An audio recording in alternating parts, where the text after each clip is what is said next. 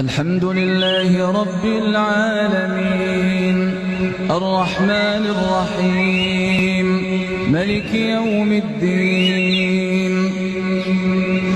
إياك نعبد وإياك نستعين اهدنا الصراط المستقيم صراط الذين أنعمت عليهم غير المغضوب عليهم ولا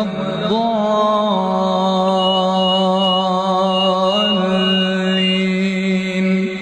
آمين. رب اجعلني مقيم الصلاة ومن